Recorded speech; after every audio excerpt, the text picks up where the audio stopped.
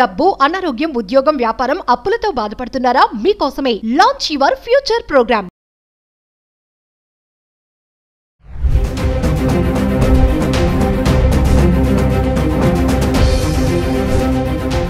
నమస్తే, welcome back to Suman TV. ప్రస్తుతం మనతో పాటు ఉన్నారు ఫ్యామిలీ కౌన్సిలర్ రజనీ రామ గారు. నమస్తే మ్యామ్. నమస్తే మ్యామ్, తమిళనాడులో డౌరీ అరేంజ్మెంట్ అమ్మాయి ఒక మెసేజ్ చేసిందంట. నాన్న, నా వల్ల కాదు, ఇంకా నేను చనిపోతున్నాను. వాళ్ళు ఏదైతే తల్లిదండ్రులు కట్నంగా ఇచ్చారో 70 లక్షల విలువ గల కారు, ఆ కారులోని సూసైడ్ చేసుకుంది. 70 లక్షల కారు, 80 తులాల బంగారం, ఇంత కట్నం ఇచ్చినా కూడా వాళ్ళకి ఇంకా ఆ దాహం అనేది తీరక ఇంకా పట్టరంటే ఆ టార్చర్ భరించలేక అమ్మాయి సూసైడ్ చేసుకోవడం జరిగింది. అంటే ఇక్కడ తల్లిదండ్రులు తప్ప అనుకోవచ్చా మేడం? అంటే అంతంత కట్నాలు ఎందుకు ఇచ్చి పెళ్లిళ్ళు చేస్తున్నారు? ఎందుకు వాకప్ చెయ్యరు? అసలు వాళ్ళ గురించి ఒక పిల్లని ఇస్తున్నామంటే ముందు వెనక అటు 7 తరాలు ఇటు 7 తరాలు అనేసి అప్పట్లో వినేవాళ్ళం మనం. అలా చూడకుండా అబ్బాయి అందంగా ఉన్నాడా, ఆస్తిపాస్తులు బాగున్నాయా, మా అమ్మాయి సుఖంగా ఉంటుందని చేసేస్తున్నారు కదా. ఇక్కడ ఎవరు తప్ప అనుకోవచ్చు అంటారు? ఇవ్వకూడదండి. ఇంకా ఆ సిస్టమ్ తీసేయాలంటే తల్లిదండ్రుల నుంచే స్టార్ట్ అవ్వాలి. ఎందుకంటే మా అమ్మాయి ఉద్యోగం చేస్తుంది కాబట్టి అనే రీజన్ అక్కడ పెట్టకండి. ఉద్యోగం చేయని అమ్మాయిల పరిస్థితి ఏంటి మరి? వాళ్ళు ఇవ్వమని అర్థమా? అయితే పాక్షికంగా ఓకే, మీ అమ్మాయి ఉద్యోగం చేస్తుంది కాబట్టి మేము ఇంకేమి ఇవ్వాలి, పెళ్లి చేసి పంపిస్తాం అన్న వాళ్ళ వాదన పక్కన పెడితే, మరి ఎక్కువగా చదువుకోకుండా ఉద్యోగం చేయకుండా ఉన్న అమ్మాయి తల్లిదండ్రుల పరిస్థితి ఏంటి, అమ్మాయి పరిస్థితి ఏంటి? ఇవ్వాలా? ఇస్తే మీరు ఒక ముద్ద పెడతారా?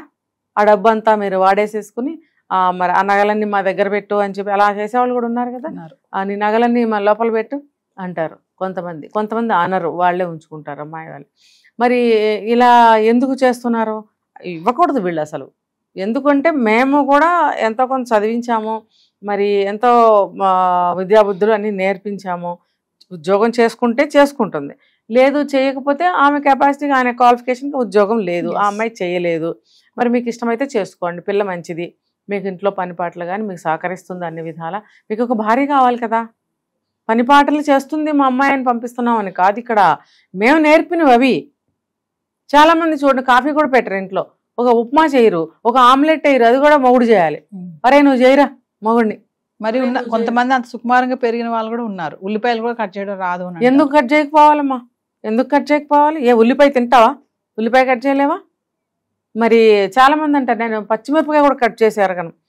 పచ్చిమిరపకాయ కట్ చేసింది నీవు ఎరగవు కానీ అన్నీ తింటావు. అన్నీ తినేదానివి, అది వండుకుని నేను తినాలి అనే జ్ఞానం కూడా నీకు ఉండాలి కదా. ఇప్పుడు పెళ్లి చేసుకోకుండా నువ్వు బ్యాచులర్గానే ఉన్నావు అనుకుందాం, నీ వంట నువ్వు చేసుకోవా? జీవితకాలం చచ్చిపోయే వరకు బయట హోటల్ నుంచి తెచ్చు తింటే 5 ఏళ్లలోనే చచ్చిపోతావు, జీవితకాలం నువ్వేం బతికొండవు.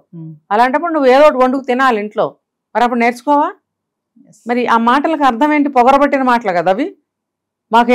మేము పచ్చిమిరపకాయ కూడా కట్ చేయం, మా అమ్మాయికి పప్పు అంటాం రాదు, మా అమ్మాయికి ఆమ్లెట్ వేయటం రాదు, ఇటు మంచినీళ్ళ గ్లాస్ తీసి అటు పెట్టదు అంటే పొగరు. రేపొద్దున్న ఆ పిల్లకి పెళ్ళయ్యాక నేను మాట్లాడట్లేదు, ఉద్యోగ రీత్యానో లేకపోతే అవసరం పడో ఎక్కడికో వెళ్ళినప్పుడు అక్కడ ఫుడ్ దొరకదు, జేబు నిండా డబ్బులు ఉంటాయి, ఫుడ్ దొరకలేదు అనుకోండి, ఏం చేస్తుంది అక్కడ? ఏం చేస్తుంది? మనిషి అన్న తర్వాత ఆకలి డప్పులు ఉండవా? మరి తన కోసమైనా నేర్చుకోవాలి కదా, ఎవరి కోసం నేర్చుకుంటుంది? అంటే మేడం, ఇక్కడ ఈ డౌరీ అరేంజ్మెంట్ కేసులో చూసుకుంటే మీరు అన్నట్టుగా కట్నము ఇచ్చే వాళ్ళు తప్పు ఉంది పేరెంట్స్. ఇంకోటి ఏంటంటే ఆడపిల్లల్ని ఈ రోజులో చూస్తున్నాం కదా, ఎంత స్ట్రాంగ్ గా పెంచుతున్నారు ఆడపిల్లలు. అంటే వాళ్ళకి పెళ్లి చేసి పంపారు అంటే అమ్మాయికి మెచ్యూరిటీ వచ్చింది కదా మైండ్ సెట్ లో కూడా. అయినా సరే వాళ్ళు ఏదో టార్చర్ చేశారని చెప్పి ఎందుకు తిరిగి వచ్చేస్తే తల్లిదండ్రులు అయితే గెంటేరుగా వచ్చింది అనుకోండి, మళ్ళీ కళ్ళలో పెట్టుకుని చూసుకుంటారు కదా పేరెంట్స్. ఆడపిల్లలు కూడా అంత ఆత్మస్థైర్యంగానే ధైర్యంగానే ఎందుకు ఉండట్లేదు? మీరు చెప్పినట్టు స్ట్రాంగ్ గా పెరిగేవాళ్ళు పెరుగుతున్నారు. కొంతమంది ఎలా ఉంటారో చెప్పనా, ఇంట్లో వాళ్ళ మీద గైగేమని అరుస్తూ ఉంటారు, బయట నోరు పేగలదు. మొహమాటము, భయము, ఏమన్నా అనుకుంటారేమోనన్న అదొక సంకోచము, ఎలా జవాబు చెప్పాలో చేతకానితనము, ఇవన్నీ ఉన్న ఆడపిల్లలు బయట నోరిప్పలేరు, పడుతూ ఉంటారు. మళ్ళీ వాళ్ళ అమ్మల దగ్గర ఇంటికి వచ్చేటప్పుడు గయ్యమని లెగుస్తారు. ఇక్కడ బయట గడప దాటితే మాట్లాడలేరు, అందరూ ఈమెనే ఒత్తుతూ ఉంటారు అనమాట. అలాంటి పిల్లల్ని కూడా నేను చాలా మందిని చూశాను. ఇంట్లోనే కానీ నోరు బయట ఉండదు. అలా మగ పిల్లల్లో కూడా చూస్తాం దాన్ని. అంటే ఒక వయసు వచ్చే వరకు ఏం తెలియదు అనుకుందాం, కొంచెం వయసు పెరిగిన తర్వాత ఎవరికి వాళ్ళకి తెలియాలి కదా, నేనేంటి ఇలా ఉన్నాను, నా తోటి ఆడపిల్లలందరూ ఇలా ఉన్నారు, మరి సినిమాల్లో బోర్డు చూపిస్తున్నారు, టీవీల్లో బోర్డు చూపిస్తున్నారు, మరి ఇవన్నీ చూసి నేను మారాలి కదా. ఇప్పుడు సోషల్ మీడియాలో చూసి ఇది క్షణంలో మారిపోతున్నారుగా. మరి ఎన్నో చూస్తున్నప్పుడు నేను ఎలా ఉండాలి, ఆ లోకానికి ఆ జీవిత పాఠాలు నేను నేర్చుకోవాలి, లోక జ్ఞానం కలిగి ఉండాలి అనే జ్ఞానం వాళ్ళకి ఎందుకు రావట్లేదు? ఎందుకు రావట్లేదంటే అసలు దాని మీద ధ్యాస లేదు. మేము చదివామా, సాఫ్ట్వేర్ ఉద్యోగం చేసామా, కాస్త డబ్బులు తెచ్చుకొని మేము ఒక కారు కొనుక్కున్నామా, మా అమ్మకి బట్టలు కొన్నామా, మా నాన్నకి ఇంకోటి కొన్నామా, ఇద్దరిని కలిపి సినిమాకి తీసుకెళ్ళామా, లేకపోతే ఫుడ్ కోర్ట్కి తీసుకెళ్ళామా, ఇవేనండి అన్నీ చూస్తున్నాం. అమ్మని వెనకాల స్కూటీ మీద ఎక్కించుకొని బజార్లు తిరిగామా, అది గొప్ప అమ్మ కూడా ఫీల్ అయిపోతుంది. అది ఎంతవరకు అంతవరకే. అసలు లోకజ్ఞానము, బతక నేర్చిన తెలివితేటలు, అత్తగారింట్లో ఎదిరించమని కాదు చెప్పేది. నీకు సమస్య వచ్చినప్పుడు నువ్వు ఎలా సమయస్ఫూర్తిగా ప్రవర్తించాలి, నిజంగా నీ చేయి దాటిపోయిన స్థితే వస్తే నువ్వు ఎలా బయటపడాలి. నవేడేస్ ఫోన్లు చేతిలో ఉంటున్నాయి, అంత నాలెడ్జ్ ఉంటుంది వాళ్ళకి, ఎంత నాలెడ్జ్ ఉంటుందో. మీరు అన్నా చూసారా సమయస్ఫూర్తి అనేసి, చాలా మంది ఆడపిల్లలు పెళ్లి చేసి చెప్తా ఉంటారు, అమ్మ అక్కడ జాగ్రత్తగా ఉండాలి, అంటే ఎక్కువగా మాట్లాడకూడదు, ఎదురించి అంటే మీరు అన్నట్టుగానే చెప్పింది చేయడము, నీ మాట వినేటట్టుగా కాకుండా కొంతమంది పేరెంట్స్ ఏం చెప్తారంటే జాగ్రత్తగా ఉండాలమ్మా, ఎదురించి మాట్లాడకు, మీ అత్తగారికి మీ భర్తకి మంచిగా ఉండు అని చెప్తారు. కానీ రేపు ఏమైనా ఇన్ కేసు నీకు ఏదైనా సమస్య వచ్చిందనుకో, ఇలా ఉండాలి, ఇలా ప్రవర్తించు, వెంటనే మాకు ఇన్ఫార్మ్ చేయలేదని ధైర్యంగా ఉండాలి, ఇన్ కేసు వస్తే సరే రావాలని అనుకోవద్దు అని ఇలాంటి మాటలు చెప్పే పేరెంట్స్ అసలు ఉన్నారంటారా? ఏమో వెతకాలి, ఎక్కడన్నా ఉన్నారేమో తెలియదు. ఇంటింటికి వెళ్ళి ఎతికితే అక్కడక్కడ ఒకళ్ళు ఇద్దరు దొరకరు. చెప్పకపోబట్టే కదా మేడం చెప్పరు. అది ఎప్పుడు చెప్పాలి అప్పుడు చెప్పరు.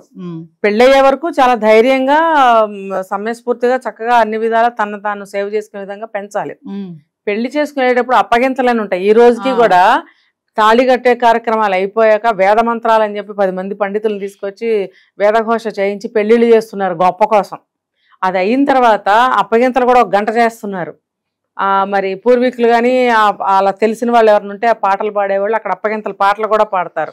ఆ పాటల్లో అర్థం ఏంటంటే, నువ్వు అత్తగారింటికి వెళ్తున్నావు, అక్కడ అత్తను ఎదిరించొద్దు, మామని ఎదిరించొద్దు, ఆడబడుచుకి పోటీగా వెళ్ళకు, మరిదితో కొడుకులాగా బిహేవ్ చెయ్యి, అంటే తల్లిలాగా బిహేవ్ చెయ్యి, ఇవన్నీ పాటలు ఉంటాయి. ఇవన్నీ పాడతారు. అవన్నీ చెవుల్లోకి వెళ్ళవు. ఫోటోల మీద, చీరల మీద, నగల మీద. నా ఫ్రెండ్స్ ఎంతమంది వచ్చారు, నా ఫ్రెండ్స్ అందరితో విడివిడిగా ఫోటోలు దిగామని మొగుడిని పక్కగా నెట్టేసి ఫ్రెండ్స్తో ఫోటోలు, అబ్బాయిలు కూడా అలాగే ఉన్నారు. ఇంకా వీటి మీదే కానీ అవన్నీ ఎందుకు పాడుతున్నారు, వేదాలు ఎందుకు చదువుతున్నారు, ప్రమాణాలు ఎందుకు చేయిస్తున్నారు అనే దాని మీద ఎవరు కాన్సన్ట్రేషన్ చేయట్లేదు. పండితులు కూడా ఈ రోజుల్లో ఏం చెప్తున్నారంటే, మాకెందుకండి, మేము తుత్తుతూ అనేసి వెళ్ళిపోతాం, మాకేంటి, వాళ్ళు పర్టికులర్గా చదవండి అంటే మేము చదువుతాం, లేకపోతే మాకేంటి అవసరం, వినేవాడు ఎవడు, అసలు కొట్టి పారేస్తున్నారు, హేళన చేస్తున్నారు, మాకు అవసరమా అని మాట్లాడుతున్నారు వాళ్ళు కూడా. అంటే ఆ స్థాయికి ఎవరు దిగజారారు. ఇవన్నీ వింటుంటే కనుక వాళ్ళకి అన్ని అర్థమవుతాయి. పెళ్లిలో అక్కడి నుంచి మైండ్ సెట్ మారాలి, పెళ్లి నుంచి మైండ్ మారాలి. ఇవన్నీ ఎందుకు చదువుతున్నారు, దీంట్లో అర్థాలు ఏంటి తెలుసుకుంటే, తెలుసుకున్న తర్వాత అప్పగింతలు అయిన తర్వాత పంపించేటప్పుడు తల్లిదండ్రులు కూడా మీరు చెప్పినట్టు ఆ మాటలు చెప్తే కనుక ఖచ్చితంగా అత్తగారింట్లో ఆ అమ్మాయి చాలా తెలివిగా మసులుకోగలుగుతుంది. ఇన్ కేస్ అమ్మా నీకు ఇలా ఎదురవుతుంది, రేపు నువ్వు సమస్య వస్తుంది, అప్పుడు ఇలా భయపడద్దు. నువ్వు గొడవ వస్తుందంటే కొంచెం తగ్గు. ఎందుకంటే ఆబ్వియస్లీ కోడలు వచ్చిందంటే అత్తగారి ఒళ్ళు మండిపోతూ ఉంటుంది, కొడుకుని నా నుంచి లాగేసింది లాగేసి, అలా చాలా మంది అనుకుంటారు. అందరూ కాదు, చాలా మంది అనుకునే వాళ్ళు ఉన్నారు. కాబట్టి అత్తగారిని ముందు శాంతపరచాలి, కూల్ చేయాలి. నిజం చెప్పాలంటే అప్పుడు దాకా అమ్మ దగ్గరే కూర్చొని అమ్మ అమ్మ అమ్మ అన్నీ చెప్తాడు. పెళ్ళైన తర్వాత భార్యకు కూడా కొన్ని చెప్పాలి కదా. భార్యతో మాట్లాడకపోతే మరి జీవితానికి కావాల్సిన మనిషిని తెచ్చుకున్నప్పుడు ఆమెతో కూడా మంచిగా ఉండాలి కదా, చెప్తాడు కదా. మరి అది తల్లి ఏమనుకుంటుందంటే, మా అబ్బాయి అస్తమానం పెళ్ళంతోనే మాట్లాడుతున్నాడు, నాతో మాట్లాడట్లేదు, అసూయ బయలుదేరుతుంది ఆవిడకి. బయలుదేరి ఏదో ఒకటి పెట్టాలని చూస్తుంది. మంచి తల్లి అయితే సరే ఓకే అనుకుంటుంది. లేదు అని అంటే సాధ్యమైనంత వరకు ఇలాగ పెడతారు. ఆ పెట్టినప్పుడు ఆ అత్తగారికి ఆ భావన రాకుండా నువ్వు అత్తగారికి దగ్గరగా ఉండి ఆవిడకి ఆ మైండ్ రాకుండా నువ్వు జాగ్రత్తగా మసులుకోవాలి అనే విషయాల్ని ఈవిడ నేర్పించాలి. తల్లి అని, తను కోడలే కదా, అవి నేర్పించాలి. నేర్పించినప్పుడు ఈ అమ్మాయి పాజిటివ్ మైండ్తో వెళ్తుంది. అక్కడ వెళ్ళి అదే అమ్మ చెప్పింది నిజమే కదా అనుకుని అక్కడ పాటించడానికి ప్రయత్నిస్తుంది. కాసేపు భర్తకు కోపం వచ్చినా మిగిలిన టైం అంతా భర్త దగ్గరే ఉంటుంది కదా. ఆ అత్తగారు కూడా ఏముంటుంది, అబ్బాయి ఎదురు చూస్తున్నాడు వెళ్ళమ్మా అని ఆవిడే పంపిస్తుంది. నువ్వు కానీ మొగుడు దగ్గరే ఉన్నావు అనుకో, ఎప్పుడు చూసినా మొగుడు దగ్గర మొగుడిని వదలదు, నా కొడుకుని వదిలిపెట్టదని చెప్పి ఎవరే అబ్బాయి ఇట్రారా అని కొడుకుని పిలవాలని ప్రయత్నిస్తుంది. ఈ కొడుకు కూడా వచ్చిన బంధువులు ఏమనుకుంటారు అని చెప్పి వాళ్ళ మధ్యన కూర్చొని కబుర్లు ఆడుకుంటూ అలా కూర్చుంటారు. అర్ధరాత్రి అయినా సరే భార్య దగ్గరికి రావాలని స్పృహ ఉండదు. ఒకవేళ ఉన్న భయం వేస్తుంది వాళ్ళందరి మధ్యలోంచి లేచి రావడానికి. ఇవన్నీ ఎందుకు మనం ఇన్వైట్ చేసుకోవాలి? ముందు అమ్మాయి అప్పుడు కొత్త కోళ్ళు వచ్చినప్పుడు వాళ్ళు ఎలా ఉండాలనేది వాళ్ళు తెలుసుకోవాలి. నేను అత్తగారింటికి వెళ్తున్నాను కాబట్టి నేను ఎలా ఉండాలనేది కోడలి పిల్ల కూడా తెలుసుకోవాలంటే తల్లిదండ్రులు నేర్పాలి. రెండు పక్కలా ఉండాలి. ఇది ఇప్పుడు అత్తగారు పెద్ద ఆవిడ కాబట్టి చిన్నపిల్ల కాబట్టి కొన్ని ఆవిడ నేర్పుకోవాలి. నేర్పకుండా ఈవిడ ఇప్పుడే ముసలమ్మ అయినట్టు సమానంగా మాట్లాడితే ఆ అమ్మాయి తట్టుకోలేక ఎదురు జవాబులు చెప్తుంది. ఇవన్నీ ఎక్కడి నుంచి వస్తున్నాయి మూలాలు అనేది తెలుసుకోవాలి. ఇక్కడ మొదలవుతుంది అనమాట అత్తా కోడలికి, తర్వాత వచ్చే కూడా వస్తుంది. ఎందుకంటే అంత కట్నం ఇచ్చి అంత బంగారం ఇచ్చి ఇంకా ఎక్కువ తేకపోతే రెండో పెళ్లి చేసుకుంటారనేటప్పుడు అమ్మాయి భరించలేకపోయింది. అంటే ఇప్పుడు మీరు చెప్పినట్టే మేడం, చాలా మంది తల్లిదండ్రులు ఈ విషయాలన్నీ ఖచ్చితంగా ఆడపిల్లకి పెళ్లి చేసినప్పుడు ఇవి ఖచ్చితంగా చెప్పాలి. నేను ఇలా కట్నం కోరుకునే వాళ్ళందరికీ ఏం చెప్తున్నానంటే, తినటానికి గతి లేదా మీకు? జోలె పట్టుకుని అడుక్కుని తింటున్నారా? రోజు మీరు అన్నం కూర వండుకుని తింటున్నారా? జోలె పట్టుకుని అడుక్కుని ఆ స్టేజ్ ఉందా మీకు? 4 నెలలు డబ్బులు అడుక్కొచ్చి మీరు రోజు గడుపుకోవాల్సిన పరిస్థితి మీకుందా? లైఫ్ అంతా కూర్చుని మేము తినటానికి వీలుగా ఒకటేసారి అడుక్కుందాం అని చెప్పి ఆడపిల్ల తల్లిదండ్రులను అడుక్కుంటున్నారా? అంటే మీ అబ్బాయిని అమ్ముకుంటున్నారా? ఇది నేను సూటిగా ప్రశ్నిస్తున్నాను. మీ అబ్బాయిని అమ్ముకొని ఆ వచ్చిన ఆ సొమ్ముతోటి మీరు జీవితం గడపాలనుకుంటున్నారా? ఇంకొకటి, ఆ తల్లిదండ్రులు ఆడపిల్ల గల వాళ్ళు ఎవరైనా సరే ఆ డబ్బుని వాళ్ళు ఉన్నా లేకపోయినా రూపాయి కూడబెట్టి ఈ పిల్లకి బంగారం కొనాలి, చీరలు కొనాలి, లేకపోతే కట్నం ఇవ్వాలి అని చెప్పి దాచి కష్టానికి ఏమంటారంటే కన్నీళ్లు కారుస్తూ కష్టపడుతూ దాచిపెట్టిన ఆ డబ్బుల్ని మీరు ఇలా మార్చుకొని తింటారా? అది మీకు శ్రేయస్సా అని నేను అడుగుతున్నా. రెండోది, మీకు గతి లేదా? మీరు అడుక్కుని తింటున్నారా? నేను సూటిగా ప్రశ్నిస్తున్నా. మీరు అడుక్కు తినే స్టేజ్లో ఉన్నాము అని అంటే బయట భిక్ష అడిగితే ఎవరైనా పెడతారు. ఆడపిల్ల తల్లిదండ్రులని వెళ్ళి మాకు కట్నం ఇవ్వండి అని అడుక్కోకండి. ఈ విషయంలో అబ్బాయిలందరికీ కూడా నేను చెప్పేది, మీరు అమ్ముడు పోకండి. మీ తల్లిదండ్రులకు తెలియ ఆచారం ఆచారం ఆచారం సాంప్రదాయం అని అంటారు, కానీ ఆచార సాంప్రదాయాలు కూడా ఇప్పుడు అన్ని ఆచారాలు పాటిస్తే ఇవి కూడా పాటించాలి. ఏవి పాటిస్తున్నారు మీరు? తల్లిదండ్రులు చెప్పినవి ఏమి వింటున్నారు మీరు? ఈ ఒక్క విషయంలో వీని కట్నం ఎందుకు తీసుకుంటున్నారు? ఇప్పుడు తర్వాత రెండో పెళ్లి అన్న మాట మీరు మాట్లాడారు ఇందాక. రెండో పెళ్లి అంటే అది ఆ అబ్బాయి మనసులో నుంచి వచ్చిందా? కానే కాదు. కోడలకు 60 ఏళ్ళు వచ్చినా 50 ఏళ్ళు వచ్చినా మా అబ్బాయికి ఇంకా అమ్మాయిని ఇస్తామని వస్తున్నారు. నా అత్తల్ని నేను ఇప్పుడు తీసుకొచ్చి చూపిస్తా. నోరు కొవ్విపోయి కొడుకు 60 ఏళ్ళు 70 ఏళ్ళు వచ్చినా కూడా రెండో పెళ్లి చేస్తా అనే తల్లిని ఏం చేయాలి? అలాంటి తల్లులు మన సమాజంలో చాలా మంది ఉన్నారు. అలా భావాలు ఉంటే కొడుకులు మాట్లాడరా భార్యని? అత్తలే డైరెక్ట్గా అంటారు. అవి విని కొడుకులు కూడా మాట్లాడతారు. అంటే మీరు ఎంతకాలం అయినా సరే కాపురం చేసిన తర్వాత, బిడ్డలు పుట్టిన తర్వాత మీరు మాకు ఇంకా పిల్లనిస్తామని వస్తున్నారు, లేకపోతే ఎక్కువ కట్నం తేకపోతే నేను రెండో పెళ్లి చేసుకుంటాను అని బెదిరింపులా? మీరు అడుక్కు తినాలనుకుంటే బయటకు వెళ్ళి 10 మంది దగ్గర జోలి పట్టండి, అడుక్కుని బతకండి. ఒకళ్ళ ఆస్తులు కన్నీటితో కూడబెట్టిన డబ్బు మీకు శ్రేయస్సిస్తుందా? అలాంటి లక్ష్మి మీ దగ్గర నిలబడదు. చెప్తారు ఒక సామెత, అన్యాయంగా సంపాదించింది రూపాయి కూడా మన దగ్గర నిలబడదు, రెండోసారి ఏదో ఒక రూపంలో వెళ్ళిపోతుందంట. మరి ఇది అన్యాయ సొమ్మే కదా. అన్యాయ సొమ్ము మీ దగ్గర ఎలా నిలబడుతుంది? అన్ని నమ్ముతారు, ఇలాంటివి నమ్మరా? కాబట్టి నేను అబ్బాయిల తల్లిదండ్రులకి చెప్పేది ఇదే, మీకు గతి లేదు, పూటకు గతి లేదు, మాకు ఈ పూట ముద్ద లేదంటే 10 మంది దగ్గర అడుక్కుని తినండి. నాకు కూడా కొడుకులు ఉన్నారు, నేను కూడా ఆ కోవలాకే వస్తా, కొడుకులున్న తల్లిని. అయినా నేను ఎందుకు చెప్తున్నాను? వద్దు, మనకొద్దు అటువంటి శాపాలు మనకొద్దు, ఆడపిల్లల తల్లిదండ్రుల శాపాలు మనకొద్దు, ఒకళ్ళ సొమ్ము మనకొద్దు. మనం ఇంతకాలం బతికాంగా, ఏదో ఒకటి సంపాదించుకుని మన ముద్ద మనం తిన్నాంగా, మనకు ఒక ఆడపిల్ల ఉంటే పెళ్లి చేసి పంపాంగా. అలాగే వాళ్ళు ఎలాగోలా పెళ్లి చేసి పంపిస్తారు. మనకు తెలుసు ఇందులో ఉన్న కష్టం, మరి ఎదుటి వాళ్ళని ఎందుకు కష్టపెట్టాలి? ఆడపిల్ల పెళ్లి ఎంత ఎలా ఉంటుంది అనేది. అబ్బాయి పెళ్లి అనే రోజుల్లో సమానమే. అమ్మాయి పెళ్లికి 10 లక్షలు ఖర్చు పెడితే అబ్బాయి పెళ్లికి 20 లక్షలు ఖర్చు అవుతుంది. రెండు సమానమైపోయినాయి. ఆడపిల్ల వాళ్ళు కష్టపడిపోతున్నారు, లక్షలు కూడబెట్టి వీళ్ళకిస్తున్నారు అంటే ఇది రెండో కోణంలో మాట్లాడుతున్నా అని ఆడపిల్లల తల్లిదండ్రులు అనుకోవాల్సిన అవసరం లేదు, మగపిల్లల తల్లిదండ్రులు కూడా అవుతున్నాయి.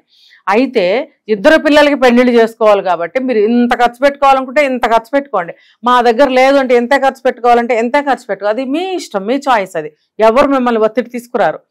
అంతేగాని ఆ కట్నం రూపంలో ఆడపిల్లల తల్లిదండ్రుల్ని పెండటం వల్ల ఒరిగేది ఏం లేదు, శాపాలే దొరుకుతాయి. మీ అబ్బాయి సుఖశాంతులతో ఉండలేడు, గిల్టీతో బతకాల్సిందే జీవితకాలం. చివరికి ఇప్పుడు ఇందులో ఈ హత్య, మరి నిండు జీవితం ఆ పిల్ల అలా ఎందుకు చేసుకోవాల్సి వచ్చింది? ఏవో కొన్ని గొడవలు అవుతాయి లోపల. ఆ అమ్మాయి కూడా ఏదో 4 మాటలు అంటే అని ఉండొచ్చు కాక, కానీ ఫైనల్గా ఏం జరిగింది? ఆత్మహత్య. వాళ్ళు ఇచ్చిన కారులోనే ఆత్మహత్య చేసుకుంది అని అంటే లోకానికి కనపడేది ఒకటే, లోపల ఏం జరిగింది అనేది ఎవరికి అనవసరం. అసలు సాక్ష్యాలే నిదర్శనం. ఆ సాక్ష్యం ఉంటే చాలు నమ్ముతారు. మరి ఆ సాక్ష్యం కూడా మీరు మిగిల్చారుగా, చివరికి మీకేం మిగిలింది? జైలు జీవితం. అక్కడికి వెళ్ళి మళ్ళీ చెప్పకూడే. ఇప్పుడు అయిందా? మీరు అంత డబ్బు తీసుకొచ్చి హ్యాపీగా దర్జాగా బతకాలనుకున్నారు అడుక్కుని తెచ్చుకున్న డబ్బుతో, చివరికి మరి ఆ చెప్పకూడేగా దాన్ని ఏం కూడనాలి, దాన్ని అడుక్కు తెచ్చుకుని తిన్న కూడనాలా, చెప్పకూడనాలా, జైలు కూడనాలా, ఏమనాలి, ప్రారంభ కూడనాలా, ఏమనాలి? కాబట్టి అర్థం చేసుకోండి ప్రతి ఒక్కళ్ళు. మీరు 10 లక్షలు ఖర్చు పెట్టాలి మీ అబ్బాయి పెళ్లి కంటే, ఖర్చు పెట్టేది మీ ఇష్టం, కానీ అవతల వాళ్ళ నుంచి 10 లక్షలు కట్నం గుంజాలని మాత్రం మీరు అనుకోకండి. మీరు కూడా రూపాయి ఖర్చు పెట్టి పెళ్లి చేసుకోండి. వాళ్ళు ఏమన్నా అన్నారా? గుళ్ళోకి తీసుకెళ్తే ఆవిడ కట్టించండి, రిజిస్టర్ మ్యారేజ్ చేయండి, మీరు ఆ డబ్బులు కూడా ఖర్చు అవ్వకూడదు అనుకుంటే. అంతేగాని అమ్మాయి దగ్గర నుంచి కట్నాలు మీరు తీసుకోకండి. అమ్మాయిలు తల్లిదండ్రులు మీరు కూడా ఇవ్వకండి. ఎందుకు ఇస్తున్నారు? మీ అబ్బాయికి పెళ్ళాం కావాలి కాబట్టి మా అమ్మాయి మంచిది చేసుకోండి అనండి, సరిపోతుంది. Thank you.